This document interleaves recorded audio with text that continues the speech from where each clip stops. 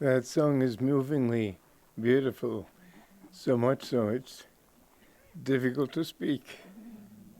Thank you, Maitri. Master has come to bring a new way of looking at the universe, at life, at everything. Not that other people haven't had it too, but in some way he has managed to bring into every field of life this new understanding, which I can attest from my own experience. The skepticism, the intellectuality, the attempt to understand everything with the intellect. I had reached the point before I met him even of knowing that that would not give me what I was looking for. I knew that reason was a tricky tool at best. Science every few years is completely throwing out the window dogmas that it held for decades, even centuries. We have made a religion of science, and people tend to believe if science doesn't endorse a thing, it can't be true. I was reading an article just recently about skeptical answers to the question of near-death experience and how the scientists have managed to poo-poo every evident proof of death, of the near-death experience. For example, one woman during her near-death experience was out of the hospital and saw on a ledge outside her window a tennis shoe, which she couldn't see from inside the room. And the skeptics went and put a tennis shoe up there and then went down and saw they could see that tennis shoe. It's always, you'll find people with skeptical minds can find a way of poo-pooing everything. But I know from my experience that the heart is what guides you. First of all, seeing a tennis shoe up on the ledge in a high ledge in a window is the most unlikely thing in the world for anybody from the ground to observe. It seems like an absurd objection, but again and again the objections people have raised are, well, yeah, it's possible. Is it likely? No, it's not likely. And the worst of it is that skepticism, I know Master said, the doubter, he was quoting the Gita, the doubter is the most miserable of mortals. And I know because I've been through it myself. And I found that doubting, you can answer 1,000 doubts and still you'll come up with another 1,000. Answer those and you'll come up with another 1,000. And if it needn't be, therefore it mustn't be. This is the way the intellect works, but the soul works differently. And real understanding, somebody, in fact, it was my former college roommate who sent me an article yesterday by a friend of his talking about various trends in modern times. Absolute bilge. One thing I noticed was that he used these long words that nobody ever thinks of. He made the thoughts themselves so complex. Anybody who works too much with the intellect will confuse issues terribly. But when I met Master, then I began to understand. It's the heart that really understands. The heart has more understanding than the brain. The heart, as in Patanjali, he defined yoga as yoga chitta vritti nirodha. Yoga is the neutralization of the vortices of feeling. That is the real meaning of chitta, is feeling, not just lower aspects of consciousness, which many books will tell you. But your feeling arises from the heart. And it's here in the heart that intuition is perceived. Science says that you mustn't allow feeling to come into the picture. But it can never find the truth that way. There has been over, I would say thousands of years, although we don't know all the ancient history, but in all the history we do know, we know this much, that there has been one category of humanity that have stated the nature of truth and have never changed their minds on one word. In the Christian dogmatists have said that the Bhagavad Gita had to have been written since the times of Christ because it uses the same words that Christ does so often. Well, it isn't that Jesus borrowed from the Bhagavad Gita. It isn't that the Bhagavad Gita borrowed from Jesus. In fact, the Bhagavad Gita long antedates the birth of Jesus. But the truth is the truth. You don't have to learn it from a book. And all those who have had this perception and have seen truth as it is, they have never changed their minds. The same things that Krishna was saying, the same things the most ancient sages of India have said, these truths are being said by saints today. It's not as if new saints come up with new truths. If there is a new truth in spiritual teaching, you must hold it suspect, because truth is eternal. There is no way that you can create a new truth. So the teachings that Master brought us are on a deeper level than science can give us. And whether science, I know my dad said to me when he came, and he was very much opposed to my having come to Master. And when I came, when he saw me with a beard, he was just absolutely outraged. And I know that I had been staying out at the desert, and Master, when he heard that my parents were coming, he told me to go see them. But he said, we can't have you looking like that. He told me to grow a beard, but it was beginning to become a bit wild. And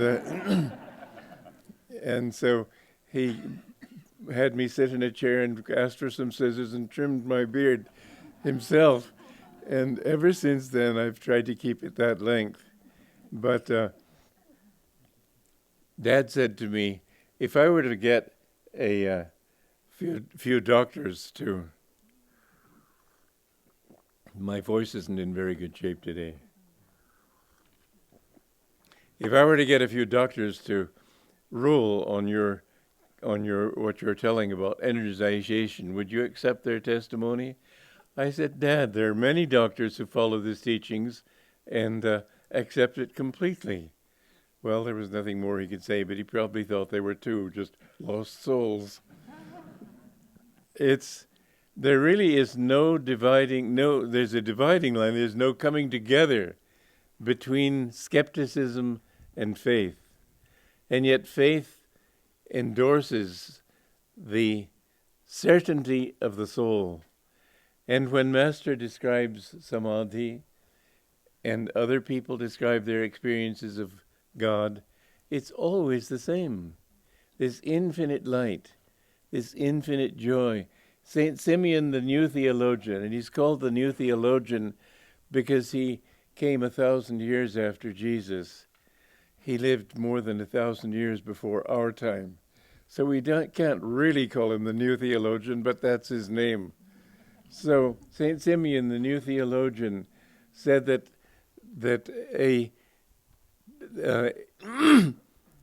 you have to take the truth from saints, and it should be the most recent saints because they have expressed themselves not in new ways, but in terms that we can understand, in terminology and words that we use today. But the ancient truths are still the same, and you find that the definitions given in the Upanishads, the definitions given by Jesus Christ. There was one Christian missionary, I forget his name, I think it was E. Stanley Jones, was attending a lecture by a Brahmin in New Delhi. And he couldn't rest quiet anymore, so he came up and made the mark of the cross on his forehead, and he said, now you're a Christian, now I can listen to you. Christian Smission. There is one truth, and it's not just Christian. There's one truth in the entire universe, and that is Sanatana Dharma, that everything has come from God. Everything must merge back into God. And how we merge basically has to be the same truth. There is no one who has ever said, "My children, for a change, hate one another. Try to hurt one another. Get yours while you can." They've all taught basically the same things. They can't do differently. You can judge whether a person is speaking the truth by whether what his words, what he speaks, is endorsed by all the teachers who went before him. This is not true with science. Probably the most all-pervading and accepted truth of science is Darwin's evolution. Well, I pointed out in my book, Out of the Labyrinth, how he only shows the how of it. He doesn't show the why of it. He doesn't show the deeper truth of it. That I said, surely there's likely to be some kind of mechanism for it. But it isn't the truth. The truth is that there is a consciousness in everything that is constantly trying to understand more, to evolve to the understand where a point where it is more conscious. And we see all of evolution can be much better explained in terms of the push of consciousness upward to reclaim its state of perfect consciousness in God and in bliss. These are the truths. But even now, Darwinian evolution is under fire from many sources. So even the why of it is not, or the how of it, I mean, is not really completely accepted. And many other dogmas. I have an article here in a very interesting magazine called Atlantis Rising. And it speaks of certain dogmas in evolution, in the age of the earth. The article is called "How Old is the Earth Really?" And the dogma is that it's 4 or 5 billion years old. But there are certain things that he says here that are pretty interesting. First of all, there was a Tyrannosaurus Rex uncovered in Montana, and not very many years ago. They had to break the hip bone for a helicopter even to be able to lift it out of that area. And they discovered within that broken bone there was still some organic matter. Well, organic matter doesn't last that long. We shall see, but there are many other anomalies that unsettle the vision of a 4 to 5 billion years old planet with patient Colorado rivers and dinosaurs roaming 165 million years ago. Let me note a few of many. Helium levels of the atmosphere. On our planet, helium is produced by radioactive alpha decay. Radioactive elements in the rocks, for example, uranium and thorium, produce helium in this way, and it leaks into the air. Given the amount of helium in rocks and the rate of decay, one can extrapolate on the scale of the planet, and this gives 67 grams per second. There are roughly 3.71 billion tons of helium in the atmosphere. At 67 grams a second, it would require 2 million years to reach this amount. This is not 4.6 billion years. Who's right? The current rate of decay is, in fact, slower than the earlier years of the planet, as the radioactive sources are drying up, so to speak. Is the helium simply escaping the atmosphere? But the probability of helium atoms achieving escape velocity from the Earth's field, too, can be calculated, and the amount escaping is only 1/40th the amount entering the atmosphere daily. Upper limit of the Earth's age given helium levels is 2 million years. That's quite a difference. Who's right? I don't know, but there's some very interesting thoughts here. The salinity of the oceans. While many processes bring salt into the sea, few allow the salt to escape. The salt builds steadily. Of course, it builds at a computable rate. Every kilogram of salt water contains about 10.8 grams of dissolved sodium ion, Na plus by weight, giving about 1.47 times 1,016 tons of Na plus in the ocean. Some of this salt is supplied by rivers, and some directly by ocean floor springs and sediments. It is calculated that 4 0.57 million tons enter the sea per year, while the minimum possible rate in the past is 357 million tons. A later study in Nature magazine increases this 457 million figure, so we are talking conservatively. The exit rate of the salt is a maximum of 122 million tons per year, and the maximum in the past, 206 million tons. Given all this, the maximum age of the ocean is 62 million years, not actual age, but maximum age. Well, there are several other very interesting facts that I'm not going to read to you, but what I want to point out is that I just have become quite skeptical of what science tells me.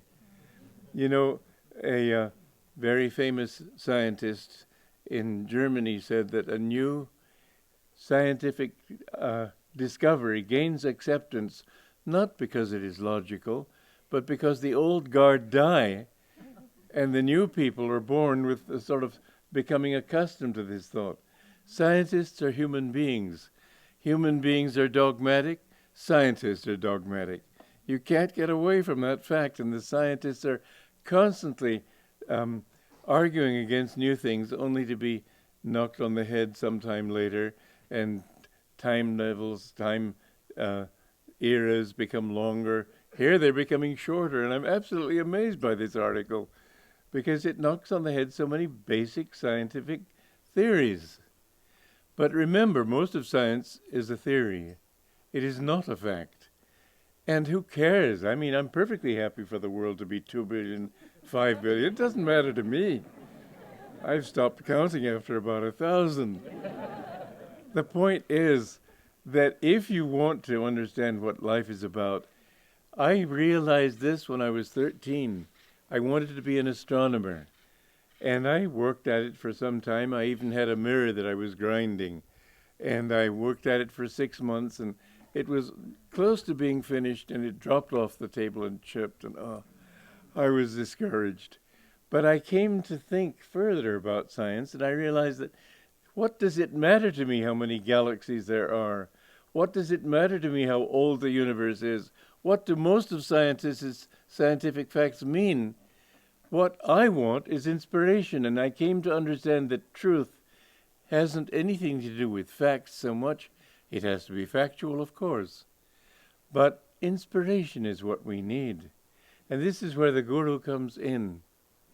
He can bring to you that kind of understanding and that kind of inspiration which will help you to know God. And he can help you to overcome the most difficult thing of all to overcome, which is the ego. Because the ego is that which prevents us from seeking truth, from seeking anything but our own convenience. The ego gets in the way of our understanding things objectively. It isn't the feeling that gets in the way, it's the ego that gets in the way. Feeling, if it's upset and emotional, of course.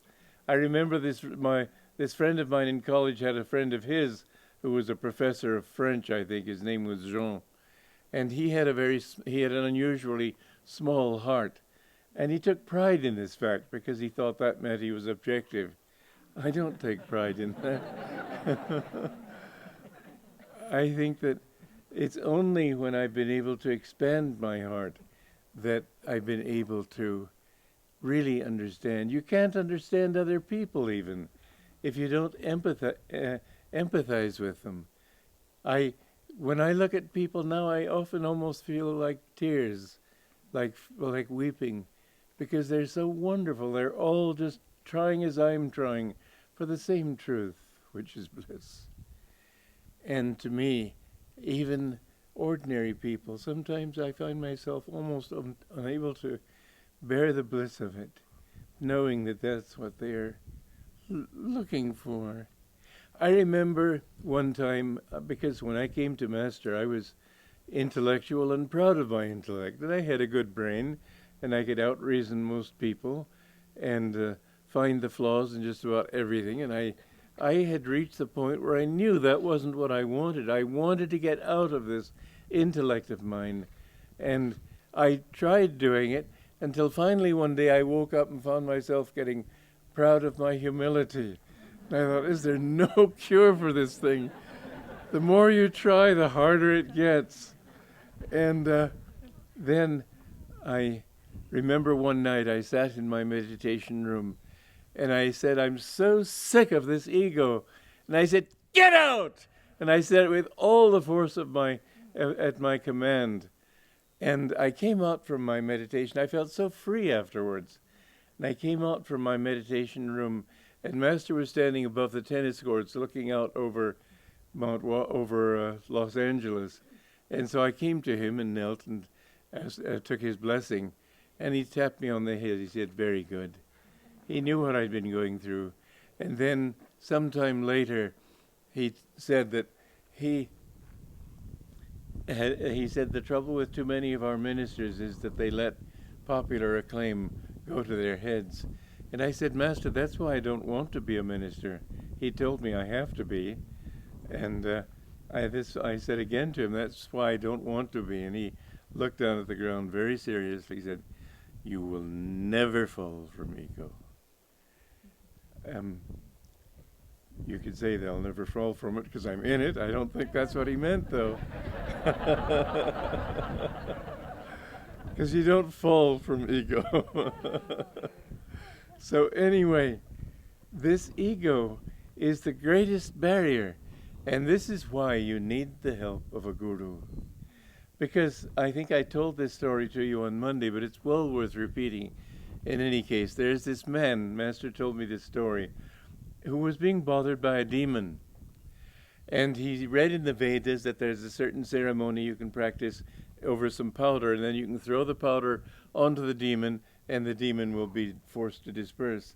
So he took some powder and he chanted this mantra into the powder, and then threw it on the demon. And the demon laughed. He said, before you could even recite your mantra, I myself got into the powder. So Master was using this story, which may or may not be true, as an example of the ego. The very ego with which you are trying to dissolve the ego is already infected with the demon of egotism. And it's extremely difficult, like that experience of mine, trying to overcome it, trying to become humble and finding myself becoming proud of being humble. It's a joke, but it's a serious thing. You just can't break out of it as long as you're working from the ego. So there is only one solution. I found it before I met Master, actually, because I had been trying so hard to improve myself, to achieve some measure of perfection. And I found again and again that as I was working on one good quality, some bad quality would come up. It was hopeless. When I read Autobiography of a Yogi, I had reached the point where I knew I needed help. Sometimes people say to me, do I need a guru? If they say it belligerently, I say, no, you don't. But if you reach the point where you know that you need God, then you will have reached the point that you know you need a guru. There was this man, again, I think I may have told you this story on Monday, who a little boy came to him and asked him to accept him as his guru. And the guru took him down to a river and held his head under water. And after a while he let him up and he said, what did you want more than anything else? And the boy was spluttering, and finally he was able to say, air, air. And the guru said, when you want God like that, come to me. So this idea of a guru is something to be taken very seriously. Shankara said that it's the greatest blessing in the three worlds to have a God-known guru.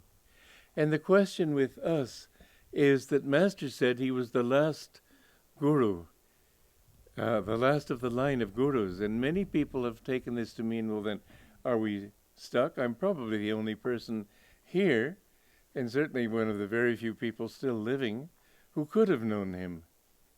I doubt that anybody here did know him. Does that mean that therefore you're all stuck out there, you poor slobs? It does not, and I want to make this point very clear. SRF insists that Master is the last guru. Well, let me give you a few facts on that score. First of all, I asked Master, must you have a guru, a living guru?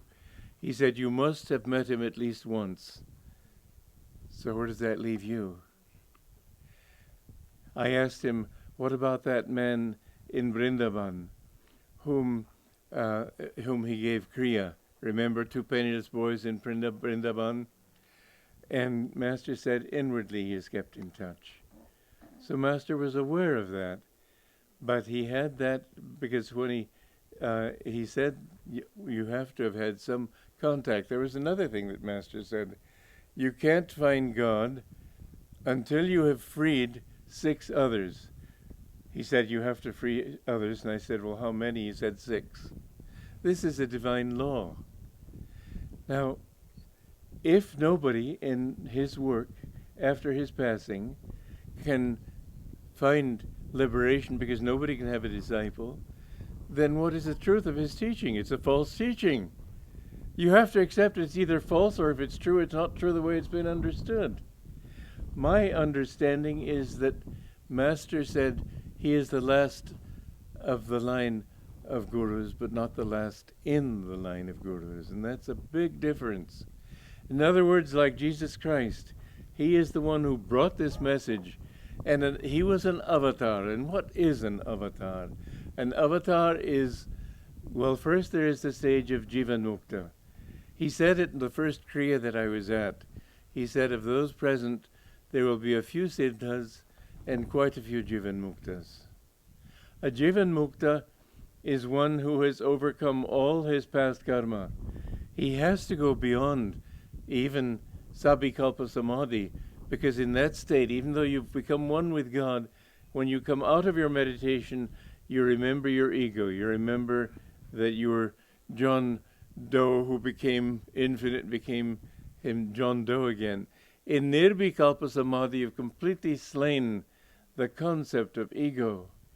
Now, is there any sense of separateness once you are one with God? No, there is no sense. When you are one with God, you are God. This vast universe, you are that. How can this little ego become one with that? By having all sense of separation and ego cut away. When you have, I've used the illustration of the lake. When it's frozen, you couldn't break through that thing with machinery. But if you go at one little point and drill just with one little point in that lake, in that ice, you can get through into the water underneath it. And then with the water of divine love, you can melt the rest of that ice flow. And so if you can go down into your own ego to that point where, as there is one technique taught in the Gita, Master said it's not the highest, but it's an important technique. Ask yourself, who am I? Then who is asking this question, who am I? And who's asking the question, who's asking the question? And you go back and back and back until you find yourself watching yourself. And gradually, Ramana Maharshi taught that. And it's a valid way. It's not the highest way, but it's one way taught in the Bhagavad Gita. You go beyond your ego into that water. You drill at that single point. Science can never give you that truth. It can only show you objectively, but it will still be the ego looking at that objective truth. You have to go back to the source. Truth is center everywhere, circumference nowhere. And when you have gone into the center of your own being and realized that you are that, that becomes infinite. To know yourself completely is to know God. And in that state, then, do you forget who you were? This is the beauty of it. Nothing in God is ever lost. And so what you keep is the memory of having been John Doe or Betty Phillips or whatever it might be. You remember that you were that person who for many, many incarnations traveled through all those bodies and experiences and so on until finally it awoke and realized that it was the infinite. And so that memory is what the Jivan Mukta has to work with. He's free from ego, but he's not free from the memory that he, as, what's his name, became a pirate or a businessman or all the infinite number of things that people can do, male and female. And so he remembers, but he must go through those memories and see that it was God who played all those roles. And you can go through the state, you can remain in the state of Jivan Mukta, which means literally free while living. So you have no ego, but you may come back to this world many times. I said to Master once you're in Nirvikalpa Samadhi, can't you just say it's all a dream? He said, yes, you can, but most people prefer not to. They use this as an excuse to come back and help their disciples. Well, you remember that you were all those things, but when you were free from it, you see that it was God who played that role. God plays the whole universe. In this article I was reading yesterday that this friend of mine, this former roommate of mine, sent me, it spoke about monotheism as being an untruth. He doesn't understand anything. There's no monotheism unless you want to take it as that God is everything. And that no longer is monotheistic, it just is. Pantheism is a better expression for it. Pan means everything in Greek. And God became everything. And everything is a manifestation of him. This ground that we're sitting on, this chair, which I hope isn't getting too hard for you, it has no hardness at all. It's only energy. It's a vibration of energy. And energy is a vibration of thoughts. And science itself is sort of, some scientists have begun to suspect that maybe those thoughts are only consciousness. The reality of everything is consciousness. Science will never reach that point. Yoga does. Yoga is the spiritual science, and it tells the truth. However, now, once you have reached that point, where you have overcome all those past memories of having been anybody, and you see it was God who played the whole show, did everything, then you become a siddha, perfected being, or supreme mukta. And the idea here is that you see that it was God who became you and became himself again. And so you still don't lose the memory, because in omniscience there has to be that memory too.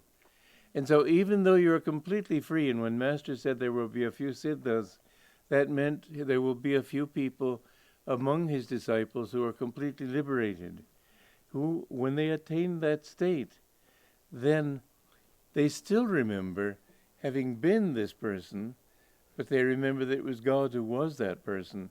But those people usually, when they've reached this absolute bliss of Satchidananda, who would want to come back? I mean, when you've reached perfection, most people say, thank God I'm out of it. Very few people come back. Those who do come back with full divine power, and they are called avatars. You hear the word avatar thrown around ridiculously. So-and-so in his avatar of Wall Street banker was...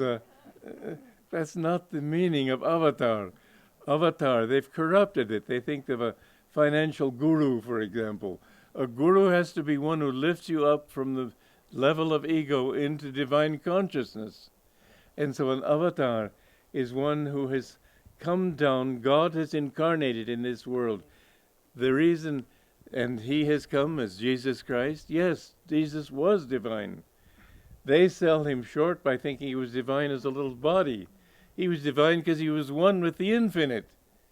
And when somebody said to him once, good man, he said, why do you call me good? There is none good save God. So what he was saying is that the infinite is what he was expressing. His little body, that's not what you can't call a human being even good, because all goodness comes from God. He was a human being, but he came to manifest the Christ consciousness which is everywhere. he was an avatar. A very interesting story is the story of his birth at Bethlehem, and the star that the wise men followed. They followed it eastward. But in fact, they were coming from the east. How would they follow it eastward to come west? There are certain little subtle hints there. If people would pay attention, what they were really seeing was the star in the spiritual eye. The outer ring of the spiritual eye is the golden ring representing the astral world. The blue inside is the Christ consciousness representing the causal world. And the star in the center represents the consciousness of God himself. And we are a manifestation of that to a larger extent than most people can imagine. The spiritual eye is really a reflection of the medulla oblongata. The ego is centered in the medulla, and that's why when people flatter you, say, you feel good. Or when you see a rock star, all his ego is here. When a person becomes enlightened, he feels his self-consciousness centered here. So when you look at the spiritual eye, or you look at this area of the spiritual eye, where do you look from? Do you look downward from the brain, upward from the body? No, you should be concentrated in the medulla, looking from that point toward the spiritual eye. And the more you become absorbed in that, the more you begin to realize that that is where your center of consciousness is. A master is like a human being, a normal human being, but everything he does, here is where his sense of self is. And the more deep you go on the path, the more you feel yourself becoming centered here. You'll first of all feel a lot of joy and a lot of love here, and gradually you'll feel yourself drawn up here. The more drawn you become, the less ego consciousness you have. And we need,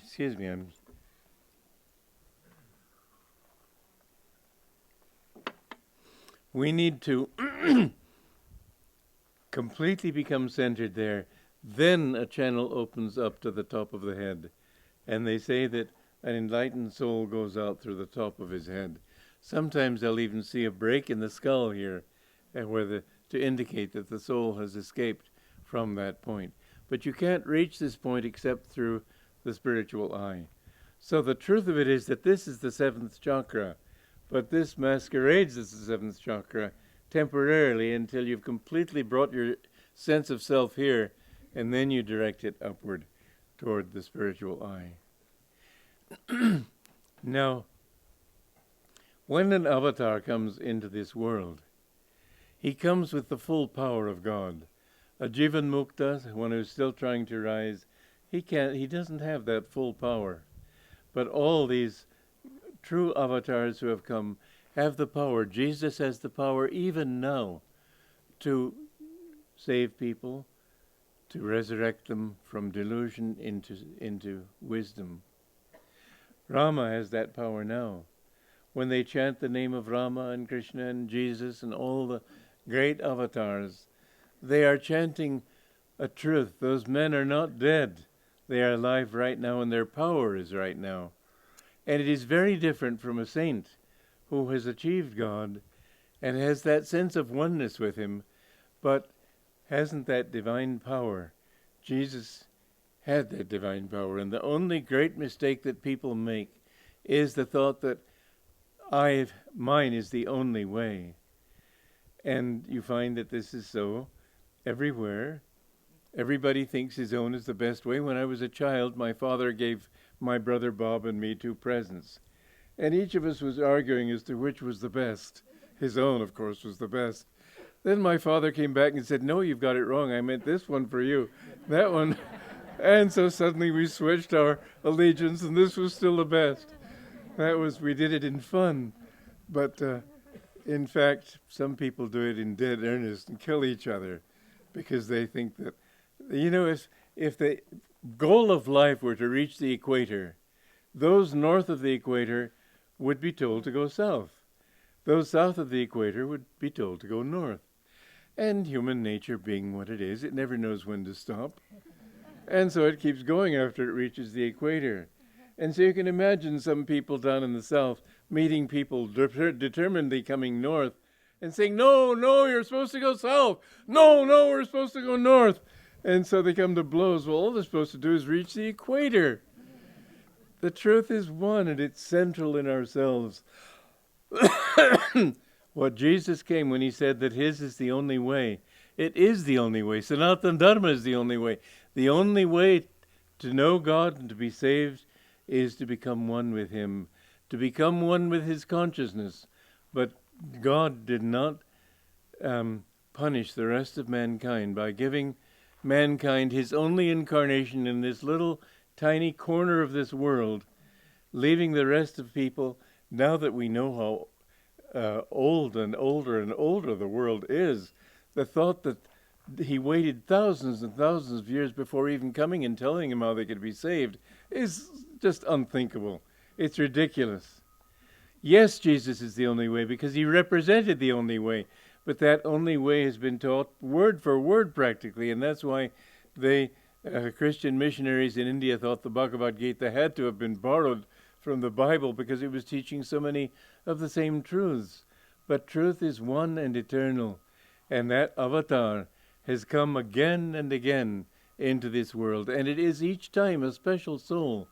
Jesus wasn't an abstract manifestation of God. He was that soul who had been through all the troubles. He knew what we go through. He understood it from experience. It says in the book of Revelation, all those who, I forget the exact wording, but who overcome, I will make a pillar in the temple of my God. I think he says, even as I overcame and am set down with him. These are truths that he stated again and again. And in the Indian scriptures, where they have had much more sophistication, because they've had thousands of years of spiritual civilization, they've been able to clarify these things, and even so they get it wrong. And it has been necessary again and again. This is why it says in the Bhagavad Gita, whenever virtue declines and vice is predominant, is in the ascendancy, I myself incarnate in this world to bring truth back to people, to put virtue in its place, and to punish evil. And this has been the role of avatars also, as opposed to saints, that they have had to punish evil. Jesus drove those money changers out of the world, out of the temple. When you read about Jesus, gentle Jesus, sweet and mild, you put that together with his driving out the money changers, it doesn't work. When he called the Pharisees thieves and robbers, it doesn't work. When he stood up to them and outraged them so much that they were ready to stone him to death, it doesn't work to speak of him as gentle and mild. An avatar comes to challenge people much more than an ordinary saint. He comes to tell them, look, wake up! This is what you're about, what life is about. And this is what each individual, once he really knows that he wants God, he must understand the need for a guru. Because at that point, if you think you're going to get there on your own, you'll still be wandering a long time from now, because the ego won't let go of you. The ego will hold you down. It'll give you all sorts of false reasoning to persuade you, well, what are we going to do about that subject? Here, our guru has left his body. I have to say this, that when Daya went to India, she was determined on this dogma that Master was the last of the line of gurus, the last guru. I have to say, if that's the case, then Master's teaching is false. Because he told me that everybody has to free at least 6 others. And if he frees 6 others, he has to be their guru. And therefore it cannot be true that there will be no other saints. Or if there are, as I said, then his teaching is false. But that's not what he said. Daya, when she saw that the Sikhs have they call their guru the Guru Granth Sahib, she leaped on this and said, Master's lessons are the guru. And he said his lessons would be the guru.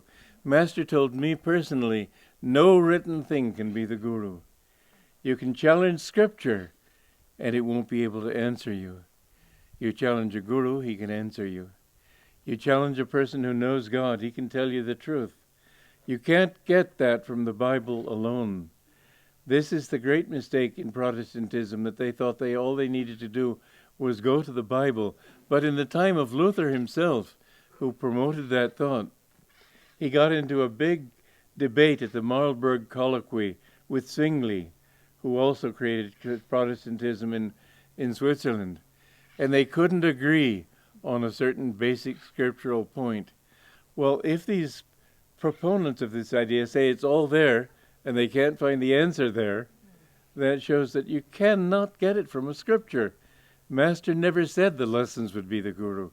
He said that they will teach, yes. But the teaching has to come from individuals. It has to come from me. It has to come from those who have lived it for many years. So what am I saying here? I'm saying that if his word is true, if there is a need for a living guru, if there is the fact that he's launched a teaching that would endure for thousands of years, if they would find God, it means that somebody's got to be living in the work. They can't go out to some other guru to find it and then decide that the Ezra teachings are a good way, but they get their contact with God through some other source. It doesn't make any sense. The only possible solution, and this is what I am certain Masters meant, was that he was the last of the line of gurus, because they were the avatars. As Jesus is still worshipped today, people still have visions of Jesus today. There was one man who had been a monk for many years, and when he met Master, he had this feeling that Master could help him, and he prayed to him to be shown a vision of Jesus. And he came to Master the next day and he said, I have seen him. These are true things. People do have visions, and those visions are life-changing. But Jesus, although he's still active and still able to bless and guide people, still there is this story of Namdev, the saint that I talk about in this new book, by the way, The New Path. It's just come out. Please get it.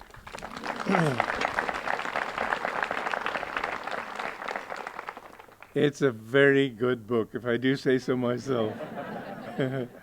Anyway, in this story, I met one man, and Master told me Ramana Maharshi wasn't yet liberated. He was a Jivan Mukta. I had asked him, he said of those saints in the autobiography, the only ones who were completely liberated were Babaji, Lahiri Mahashai, Sri Yukteswar. He didn't speak of himself on that occasion, but other times he did. Ananda, the saint with two bodies, and Ram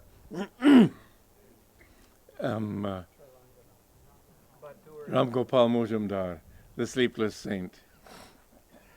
And I grilled him on this. I said, what about the levitating saint? What about Teresa Neumann, who Master said was an incarnation of Mary Magdalene? What about this one and that one? No, not yet. They're still Jivan Mukta. Mind you, that when you've reached the state of Jivan Mukta, you're as good as anybody, because you're one with God. You just have these memories to overcome, but you don't have the same power to help people as an avatar, but you have the same realization. There cannot be grades of realization of oneness. There is oneness with God, what the Christian saints have described as spiritual marriage. When you attain this spiritual marriage and become one with Him, no one is higher than another. They don't speak that way. Jesus himself, when somebody wanted her son to be sitting at his right and left hand, Jesus said, you don't know what you're talking about. The truth is that when you have attained God, you are one with Him. There's no throne to sit on. There's no astral world. It's just oneness with that infinite.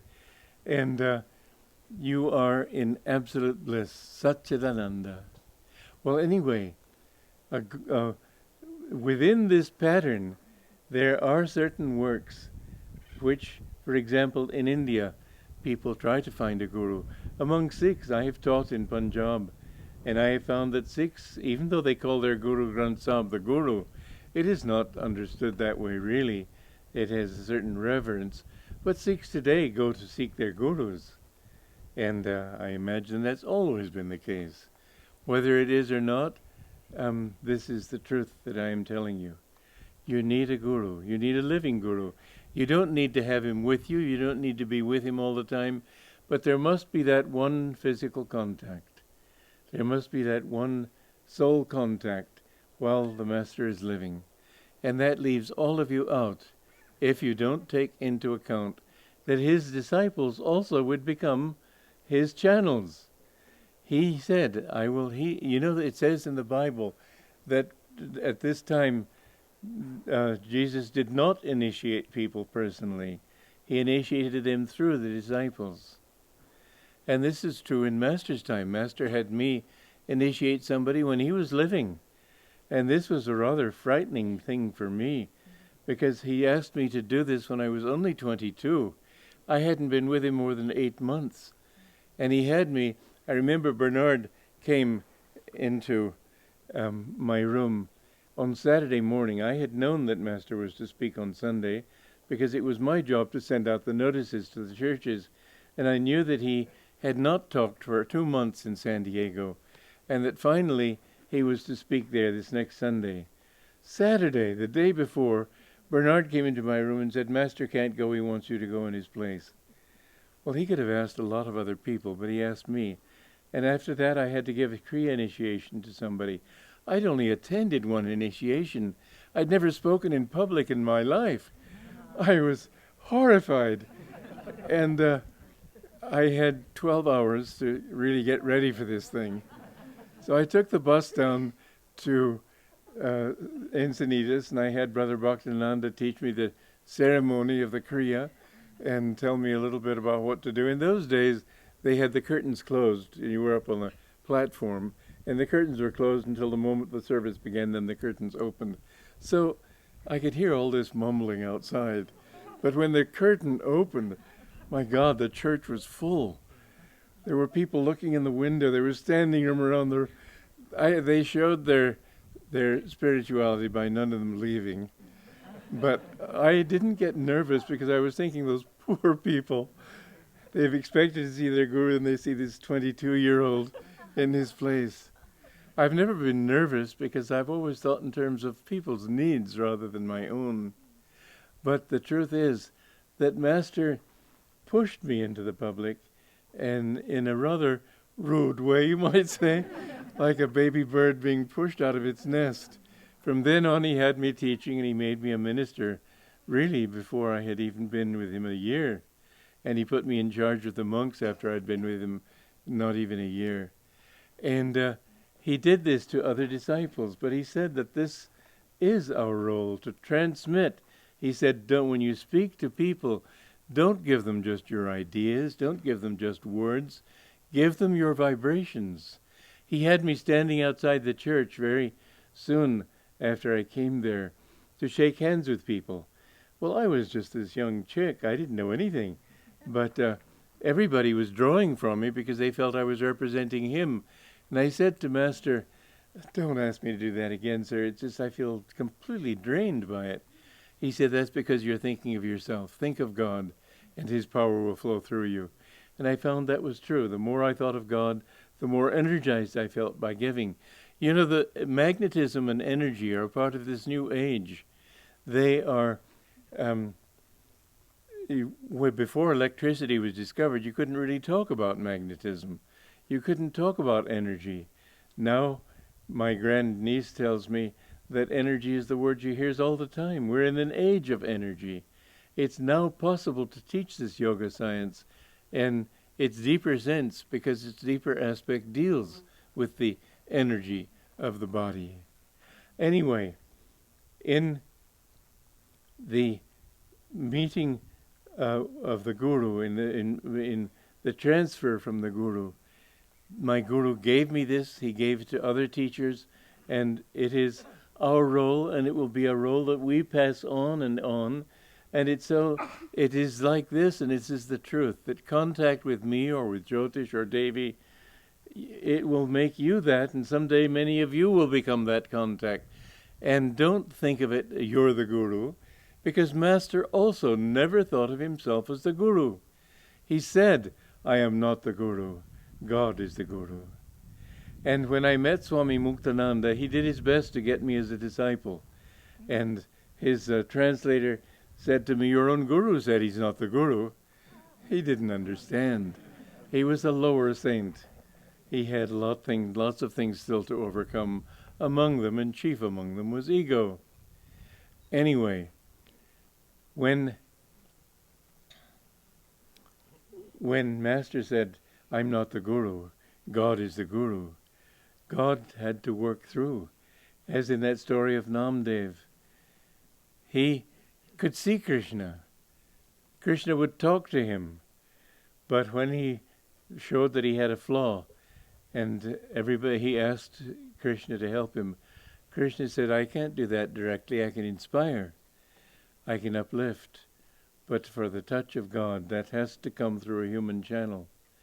And so he met this guru, and it talks about that story in the New Path. It's a very interesting story, and it was told to me by the one man that Master said is fully liberated, that he knew in India. None of the others were completely liberated. I asked him about Surya Aurobindo, Ramana Maharshi, all these others, Ananda Mohiman, many others. He said, not yet. That doesn't mean they're lesser. It just means they haven't that complete power. But one person, he told me, had been fully liberated, and that was Sri Rama Yogi, who was the disciple of Ramana Maharshi. And Paul Brunton mentions him in his book, A Search in Secret India, as Yogi Ramya. And Master said when he met, and there's a marvelous photo. I don't know why SR thinks it's serving Master by keeping all these photos under lock and key. Master is standing there with his arm out, and Yogi Ramya is sort of, wow. And Master said they walked around the ashram there for a half hour. He's for a long time. He didn't say how long. He said if I'd spent another half hour in his company, I could never have brought myself to leave India again. I met him and I spent 4 days with him, and it was a great blessing. But he's the one who told me this story. And he said Krishna said to him, to Namdev, that if you want to be free, then you must find a guru. And this guru that he was sent to, because Namdev said, well, then please at least tell me where I can find my guru. He said, well, go to such and such a village and look for such and such a person. He will be your guru. So he went to the village, and he asked the villagers how to find him. Oh, that crazy man, who would ever want to see him? And he said, well, if you want to see him, he's probably hanging around the temple. That's where he usually stays. So he went up to the temple, and he didn't see anybody in the courtyard. He went inside. The temple was empty, but there was one man lying flat on his back, an old man with his feet on a Shiva lingam. And this was outrageous. I mean, what could be in India? The foot is the lowest part. You never sit in a room with your feet pointing towards somebody. It's a sign of disrespect. You have to tuck them in. Remember that if you go to India. And the man was with his feet on a Shiva lingam. This was the worst insult you can imagine. And he said, what are you doing with your foot on that lingam? And the man said, well, do you see, my son, I'm very old. If you feel that my feet shouldn't be there, move them to where there isn't a lingam. So he moved them hastily, and just as he was about to put them down, there was another lingam. And he moved it again, another lingam. Finally, he understood what he was being taught, that God is everywhere. You can't isolate him with a little murti. Idol worship is not, as most people think in the West, it's not worshiping the image. It's worshiping the symbol, the representation of that image, in the same way that we worship Jesus on the cross. You know that he's not on that cross, but you worship remembering what it represents. So this is true for all idols, so-called, in India. They aren't idols. They are images. They are symbols. And so, anyway, then he understood, and he prostrated before this man, and the man stood up straight and strong and gave him this touch of divine. And later on, Namdev was wandering the country and seeing God everywhere and in everything, and just in absolute bliss. And one day he happened to be near the temple where he used to worship Krishna, and he appeared in the temple, and the image took life and said to him, as Jesus has sometimes spoken, as he spoke to St. Francis from the cross. And he spoke to him. He said, "My son, I've been missing you. Where have you been all this time?" And Namdev said, "Well, how could I think to come here when everywhere I look, I see you?" And Krishna said, "Now there are no cracks in that pot." That's, I didn't tell you the first of the story, but there was another saint in the village who was also a saintly man. And there was a big convocation of these different people, and this other saint was a potter by profession. So, reflective of that trade, he went around slapping everybody. And everybody had so much respect for him, they just accepted it. But when he came to Namdev, Namdev had many followers there too. And he slapped him too. And Namdev, "Why do you do that?" And the man calmly stood up. He said, "There appears to be a crack in this pot." And that's when he went to Krishna and asked him for his help. And then when Krishna said, "And now there are no cracks in that pot," that's what he meant. This is the state that all of us must attain. I met a Monsignor in Italy who had come to talk with me. And I had written an article saying certain things that the Catholic Church just doesn't know, and he was trying to defend it. And I answered him very well. And finally, when I said, his idea of perfection was when you go to heaven and you live there, and you're just as good as any saint at that point. Well, sure, we're all as good as anybody else. Nobody is less than anyone else because they're all manifestations of God. But there are some people who know it, and they deserve a reverence that those who don't know it don't deserve. Because you need the company of the saints. One moment in the company of a saint will be your raft over the ocean of delusion. That influence is what is changing. You know, when you shake hands with people, I mentioned this earlier, the top of the body is a horseshoe magnet, and so is the lower part. When you meet with the hands, the lower part has a magnetism in the upper part. And that's why when I was shaking hands with those people outside of church and they were all drawing from me, I felt so exhausted until Master said that think of God, let His power flow through you. Well, this is what a guru does. It never, if it's ego consciousness, it's false, it's wrong. But if he acts as a channel for God, then he can help people. And there will be people in Master's work, and there are people in Master's work who are an inspiration. Dayamata says, "I don't presume to bless." So she stands in front of you like this. She's blessing when people take it as a blessing, even if she doesn't touch them. But that's an absurdity. Master wanted us to bless people. He told me that.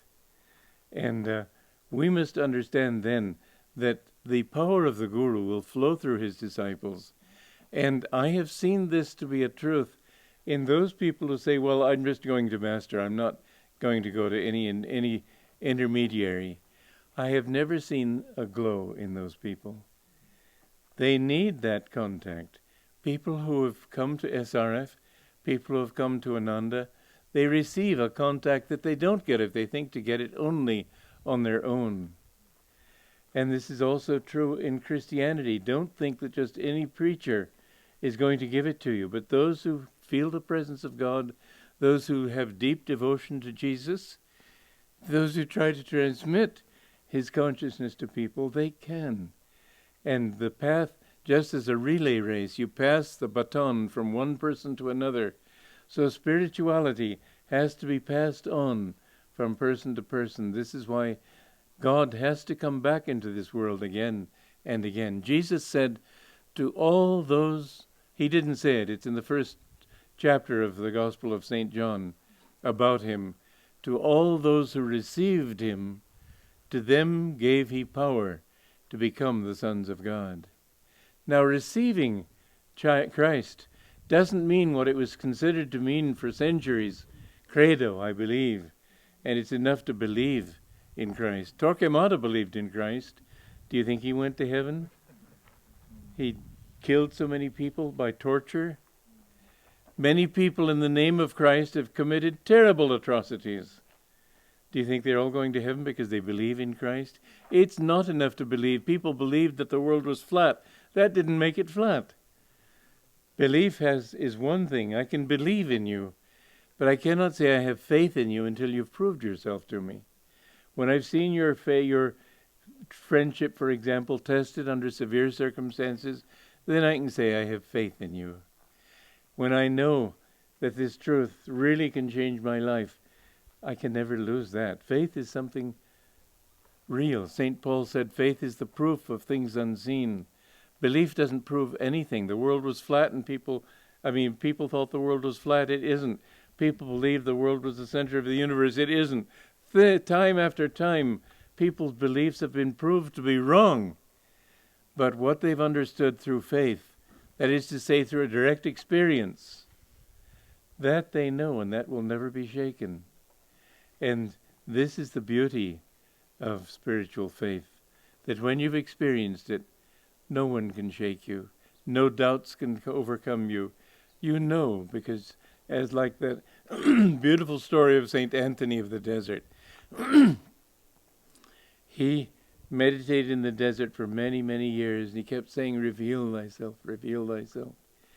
And after many years, finally, Satan did his best to catch him, control him, and he materialized figures from the friezes on the wall to become devouring animals to eat him up. And he just one more time cried out to Jesus, and all of a sudden Jesus appeared, and all Satan's minions disappeared. And he said to Jesus, where have you been all these years that I've been calling you? And Jesus said, I have always been with you. Jesus said, I will always be with you. You must understand that time in that realm is not real. Jesus is everything that the Bible claims. Christians have sold him short. He is much more than people think he is. He is the consciousness of infinity. One time, Master received a letter in Boston from somebody who said he was wrong promoting Jesus Christ in this country, because he said, don't you know Jesus was just a myth? He never lived. Master prayed to be shown this man. And about a week later, he saw this man sitting in the public library when he went in. He was sitting on a bench there under a window. Master went over and sat next to him. He said, why did you write me that letter? The man said, what letter? He hadn't signed his name. The one in which you told me that Jesus Christ was a fraud. He never lived. He was a myth. The man said, how do you know about it? Master said, never mind, but the power that enabled me to find you enables me to say that he did live and that he is everything great that the Bible says about him. He is greater than people understand because he is one with God himself. He is here right now. He's in your heart right now. And the power of the Guru is that you can't get out of your ego by your own little self-effort. It just doesn't work. The ego is too full of delusion. But if you bring that consciousness into all those who received him by experience, not by belief, when they've received him by actual contact with him, because he's eternally here. He's not somebody who lived 2,000 years ago. He's not somebody who died in 1952. He's not somebody who died with Krishna before the beginnings of Kali Yuga. He's not Rama and all that. He's everything. And when you receive that, then he gives you the power to become a son of God. We are sons of God, but more or less by proxy, because we don't really understand it and we can't understand it. We see ourselves just as this little ego. But the time must come when you wake up from this dream and realize that it was he who became you. And when you achieve that state, then you will be able to realize that you are a child of God, really. To become a son of God is to become God, because the Son of God is omnipresent. The truth of it is, many people think the Hindu Trinity means Brahma, Vishnu, and Shiva. No, not at all. Those are three aspects of Om, the cosmic vibration. The three aspects of Spirit are God the Father, God the Son, God the Holy Ghost. The Holy Ghost, ghost means Geist, breath. And that is as it says in the book of Genesis, where his wind blew over the ocean and created the waves, which meant the waves of manifestation. Everything in existence exists as a wave of vibration. You are just a vibration. Your thoughts are just vibrations. You have to go beyond vibration to know the Spirit.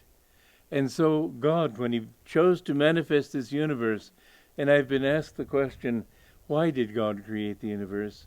Sri Yukteswar said, leave a few questions to be answered in the infinite.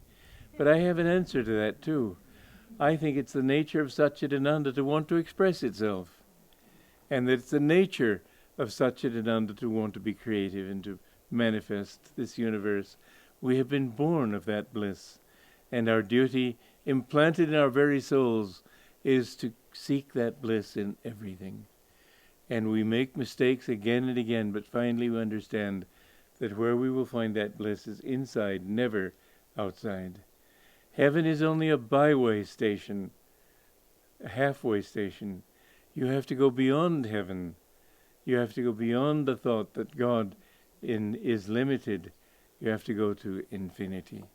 And so God creating this universe, in the beginning was the Word, and the Word was with God, and the Word was God.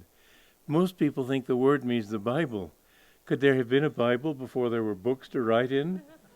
Could there have been a Bible before there was human tongue to express words? No, the Word means a vibration. When you speak, your words are the vibrations of your thoughts. And so we can say the vibration of the universe, that which produced all manifested existence, is a manifestation of the Spirit moving. He created Om, so God became the moving particle, every vibrant atom in the universe. But at the heart of everything, because everything has to be God ultimately, so at the heart of every moving atom, at the heart of every vibration, there is that still point, which is a reflection of the infinite in the particular. You too have that reflection in you, but you have to realize it. But the Son is what Jesus was. He was one with the Son. I asked Master, what should one be in order to reach that state of being called a Master? He said, you must have attained at least Christ consciousness. Oneness with the Son. To become the sons of God means to become one with God. The Son is that aspect of the God which reflects God in creation. So you see that the Bible, and I've only touched on many, many statements that indicate that Jesus was absolutely at one with this teaching. But you do need the help of someone who has that state or is higher than your state. Always seek good company, because your company creates an exchange of vibration. And the people with whom you mix will determine to a large extent your own consciousness. You know, there's a very interesting picture of me here. In my early years, I look quite innocent, but when I'm in college and there's a picture of me with Rod. And you see that I've been pulled down by his consciousness. He was very intelligent, very eloquent, very everything except good. And I don't mean he was bad. I mean, however, that he was very worldly. And I became worldly, and it took me quite a while to shake that off. The company you keep is extremely important. When you eat in a restaurant, you're in a taking mode, and you absorb the vibrations around you. So make sure that you go with other friends who are either don't go to a restaurant or eat with your own friends who keep your vibration intact. You must preserve that and mix with people who uplift you, not with people who pull you down. They are false friends. He alone is a true friend who helps you to become what you really want to become. Don't say, well, I've known him for years, therefore he's a friend. He is your true friend who uplifts you. He is your enemy who pulls you down. But the final and best friend of all is the Guru. And his only interest, as I saw with my Guru, his only interest was to help us. He didn't want anything from us. He hadn't come here for anything we could give him. But what he wants from you is your own self-realization. And what those who are his true disciples want is only your realization. And Ananda itself is not here for what it can get. It's here for what it can give. But remember, yes, you do need a guru. You need a living guru, and you need that contact with Master through that living guru. So when you come to people who represent him, feel that it's him that they are representing, not themselves. They should feel that way too. But to the extent that you're able to draw Master through them, to that extent will Master be able to help you. And his is the power behind this work. And he said that Jesus was also a part of that power. Our line of gurus is Jesus Christ, Babaji Krishna, Lahiri Mahashai, Swami Kriyananda, Paramhansa Yogananda. And that was the end of that line, just as Jesus was the end of his line. He didn't talk about a prior line, but there was that line. When the three wise men came, well, I'm not going to go in that story. It's a very interesting story, but I don't have the time. So, what you must understand is that to the extent that we can represent him, to that extent we can help you. To the extent that you can feel his power flowing through us, to that extent he can help you. But don't think you can get there on your own. You can't. No one can. Everybody who has ever found God has not found him in a vacuum. He's found him through right contact. And you will find that the Christian saints either were already born highly enough evolved not to need a guru, or that they had gurus but didn't talk about it. Okay, I'm afraid my time is at an end. I could go on and on, but